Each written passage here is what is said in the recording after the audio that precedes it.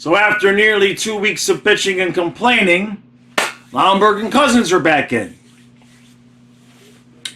If you guys make me look bad, I'll fly down there and waterboard you myself.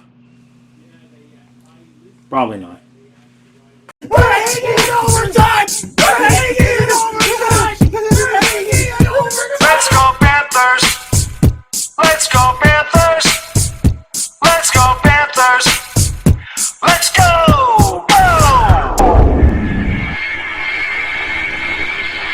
Puck drop. And 3, 2, 1. Let's go Panthers! Let's go Panthers! Let's go Panthers! Let's go! Go! Alright, Panther fans, here we go. Game 6. Everybody, it's an all skate. It's an all skate. Remember back in the day on Saturday afternoon, the skating rink? Marchand is in, Lombard is in, Cousins is in, Okposo and Lawrence. Thank you for your service. Now please take a seat. Please respectfully take a seat and you wait your turn again, because now we got the guys. These are the guys that it's supposed to be, the guys that are our guys, because they're our guys. Lombard, Cousins, Stenlin still draws in the middle. Bubba. No pregame pets for Bubba. That worked kind of last game. How about, look, just allow 2 goals again? Okay? If we're going to allow 2 goals and lose, I don't like it, but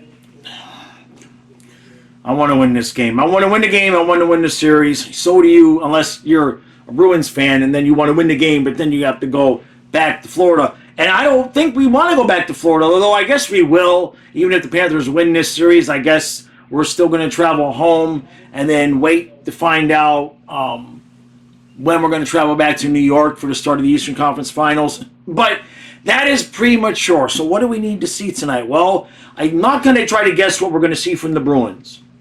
What I know we need to see from the Panthers is very simply this. And I mean this with all due respect to the Bruins. I would be saying this if there was any other team. Panthers, for one game, for 60 minutes, please beat the crap out of this team. Please, and thank you. Okay? And I don't mean physically. I don't mean hitting and stuff like that. I mean, I don't think there's a team in the NHL, maybe the Rangers, maybe Colorado. Yeah, maybe those 2 teams can skate a full 60 minutes with the Panthers. The rest of the teams, it may only lead to a bad 5 or 10 minutes where the other team is completely overmatched. But if the Panthers play their game completely, 100% from the time that the first puck drop, not 5 minutes in, not 8 minutes in, not 12 minutes in, and certainly not what we did the other night, which was like 30 minutes in. Play a full 60 minutes, or at least 55 after the score is 6-1. Stop dicking around with this team. It's going to be a lovely, lovely... Well, I'm not even going to say that. We're going to win. We're going to win. We're going to win.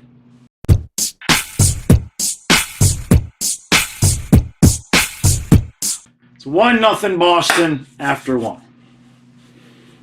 Now, I could come in here and say we had our chances. Got to score in our chances. We don't look terrible, etc., etc. But to be honest with you, I kind of, since last game and this first period, I'm kind of sick and tired of pretending like they just don't flat out look like shit, don't they? Don't they? They look like shit. Kachuk ain't doing shit. Bennett, I don't see anybody getting banged around. Barkov's doing his thing. Luostarinen can't keep the puck on his stick.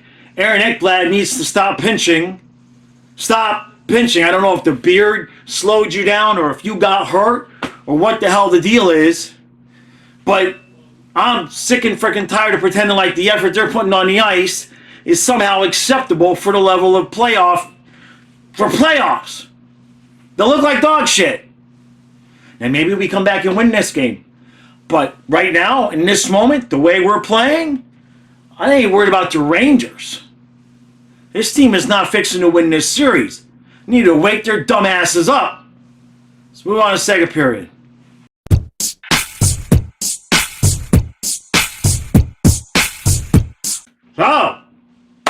1-1 after 2. Take a good look. Take a good look. You already know what happened. You, watching me right now, you already know. And you're either happy or sad or laughing or crying or whatever. I don't know what's getting ready to happen. You know what's happened. And the team is going to kill me. Because the energy I had in the last segment, I kept that the entire 20 minutes of hockey on the stream, and we got one goal to show for it. Anton Lundell is our best player on the ice right now. It's not close, by the way, and I don't want to hear any arguments about that. Lundell's the best player on the ice for the Panthers. Tkachuk and Bennett can't handle a puck. It's like it's a hand grenade. The 2-foot passes back and forth. I don't know what's happened with those guys, but zero intensity. Like Fluffy laying on the ground right now, half asleep as an 11-year-old St. Bernard, has more intensity than Bennett and Tkachuk do relative to how much they should have. Barkov looks okay. By the way, could we stop hitting the post? Could we please stop hitting the post? They're really killing me. This team's going to kill me. I can't praise goaltender in the middle of the game, so I'm not. Lustrinen went to their locker room. Cousins went to the locker room.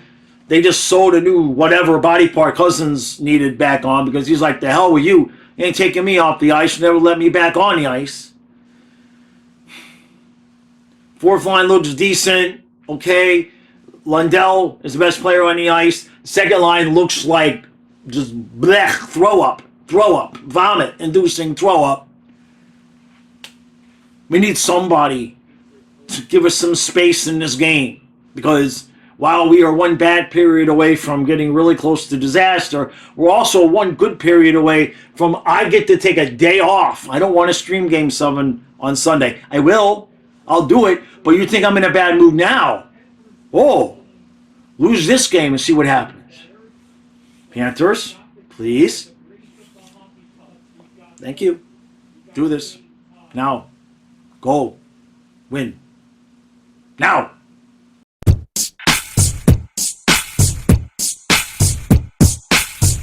Oh.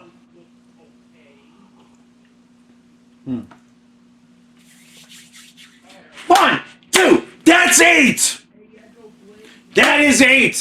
That is 16. Of all the shots, of all the opportunities of the last 2 games where we got a grand total of 3 goals, same with Boston. 3 goals in 2 games for both teams. Of all the shots, Gustav Forsling just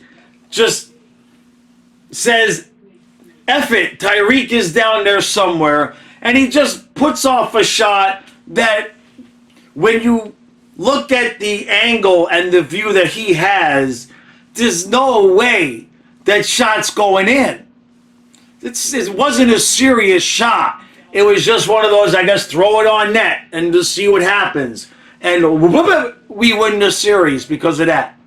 All of the perfect setups of Reinhardt for Swayman to stone him. The couple of times Chucky had the puck in front of the net for Swayman to stone him. The post, and off of Swayman, and I'm listening to Kyle taking something on the stream, so I got distracted. We yell and scream when we get a super chat, and I guess we just got a big super chat in the middle of the stream, so my apologies, I got distracted. But of all of the shots, Gustav Forsling, who, by the way, other than Anton Lundell, I can't talk, other than Lundell, Forsling was the best player on the ice for the Panthers. Except Barkov trying to pull a Sam Bennett and break his hand, blocking a shot. You come back. So we're going to get a few days rest. Holy crap. Guys, look, I know we won that series in 6, but let's not play around. We're real close to losing that series. Okay? I mean, this game could have gone either way, and it was going to be a goal like that where both teams are like, that's the one that went in? Really? Right? Holy crap in hell. So, first thing, Boston I know some of the Boston fans, I know low quality, didn't think Boston really had that much of a chance. I don't know why. Maybe hedging their bets. Maybe they weren't so sure what was going to happen considering what the Panthers did last year to Boston. 6 playoff games in a row the Panthers have now won in Boston. That's a big number. When I was thinking about it before the game, it reminded me of how many times the Dolphins end up playing the Bills. And we almost, but we always end up playing the Bills in Buffalo and lose, and lose, and lose, and lose. And so, Boston, look, you're going to be back next year. There's no joke about that. You've got the goal. You've got the good young talent down the middle. You know, you can't look at this series. I can, actually. I was going to say you can't look at this series and see where you lost it. Where this series was lost for Boston, in my opinion, was not because Bennett punched Marchand. It was because the media and Montgomery made such a big deal out of it, about how dirty Bennett is and how they need to get retribution and all of this, that for 2 games Boston stopped playing hockey and just was hitting everything that moved and was leaving the puck there for the Panthers to put in the back of the net 6 times each game. So it wasn't Marchand's absence because they were able to beat us in a game without Marchand. It was simply because the team got so... that's what the Panthers are going to do. They're trying to get into the other team's head. And I think the players would have been okay in Boston had the media not made such a big stink about it. And it was all anybody would talk about for 2 days. And it worked right against them. So I'm sure we'll see you next year. Now, in terms of the Panthers' play on the ice, Lundell ended up stretching back up to 2C with Bennett at 3C. Guys know I was bitching about that second line. So Paul heard me because they had the room bugged, and he put Lundell up there, and he actually ended up getting the assist on the Forsling goal. Lundell got the goal and then the assist on the game-winning goal. So, I'm trying to tell you all, Lundell's going to be just fine. Oh, we're going back to the Eastern Conference. Now, finals. In terms of the defense, so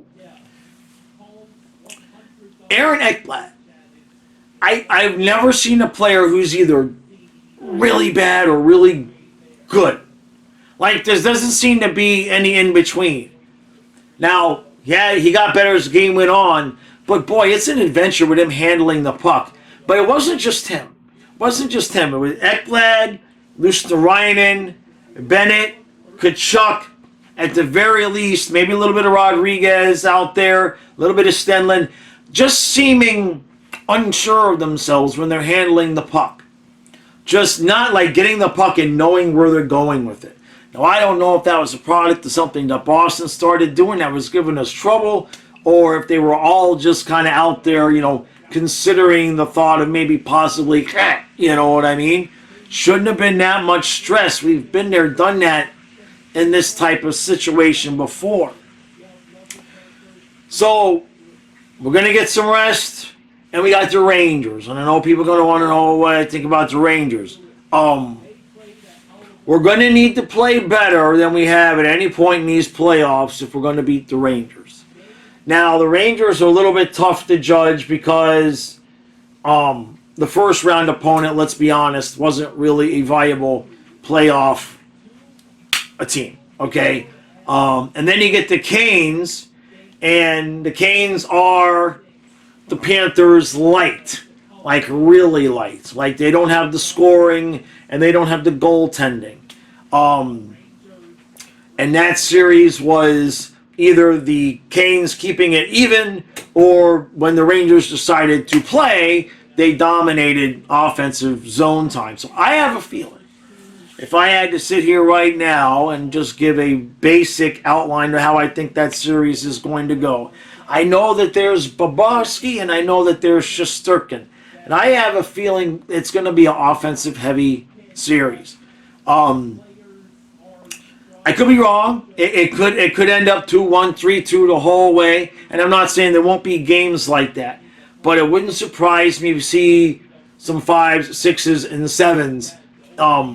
And I'm talking about 6-5, 5-4, stuff like that. It wouldn't surprise me to see there be a couple of games that just the defense is just like, that's it, we give up. Because there's just so much offensive firepower, including on defense, for both of these teams, that it's hard for me to think that those two teams, I know they're going to have the great, Bob's going to steal a game, Shesterkin's going to steal a game. It's going to be a game where we can't score, going to be a game where they can't score. That's 2-2. So the last 3 games are the ones that are going to decide it. Now the Rangers do have home ice. I ain't exactly afraid to play in Boston or New York or any of these places anymore, right? Panthers play better on the road. Really do.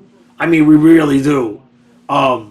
It's been a thing all year. So for any Rangers fans, I wouldn't count home ice as a big advantage, because to us, for whatever reason, those guys play better when they can't go to the beach and the strip club the night before the game. Something like that. I don't know. Something. I need more alcohol. Excuse me. So, 2 years in a row, Eastern Conference Finals. And I was thinking about this a couple of days ago. Now, I don't know if there's a YouTuber that does videos for the Tampa Bay Lightning. And I don't know if there was a YouTuber that was doing videos for the Tampa Bay Lightning through their run, through their playoff run. I think if there wasn't a guy that was doing stuff for the Lightning back then, I might be the first hockey YouTuber that covers a specific team whose team went to the conference finals 2 years in a row. I gotta know the answer to that question. Now, I know there's a million hockey channels I've never seen, because YouTube doesn't. I mean, like, there's people that still just find me. Like, if you're new here, hit that subscribe button, please. But I'm just curious if anybody else ever has had the experience of making the fan videos like this for the team, and that team went to the cup, to the Eastern Conference Finals or the Conference Finals 2 years in a row. I'm trying to think of other teams that have gone to Conference Finals 2 years in a row. So I'm very curious. I'm sure that there's somebody out there. If you're out there, say hi. We're an exclusive club. Okay. I'm totally just, that game was going to kill me. That game was going to kill me. I'm getting, first 4 years of the channel, bitch, moan, groan, complain, because the team was bad. Because the owners really screwed things up. Might have been just the first 3 years. Something like that. It felt longer. And now, there's most people that watch only found me in the last few years when the team was good. So some of you probably watched the first intermission of this video. Was like, what? What is he bitching and complaining about? Well, I have my moments. I have my limits and my moments, right? And the way we came out in that first period kind of looked like a repeat of the previous game. And I'm a hard ass. I'm a perfectionist hard ass. And so, in my opinion, had I been the coach in that moment, they would have got lit into, because while you could look at it and be like, they don't look so bad and we had this chance and all of that, I don't want to hear it. You have to find a way. You have to find a way. Forsling, Lundell found a way tonight. That's what it takes. So,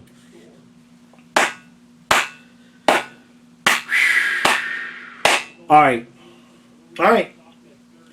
Boy, oh boy, oh boy, oh boy. I was really concerned that we were going to blow that. I mean, we're real close. It was real close. It was closer than you think. Hi, Panther fans. So, I don't know if there's any Game 7s tomorrow. I don't know.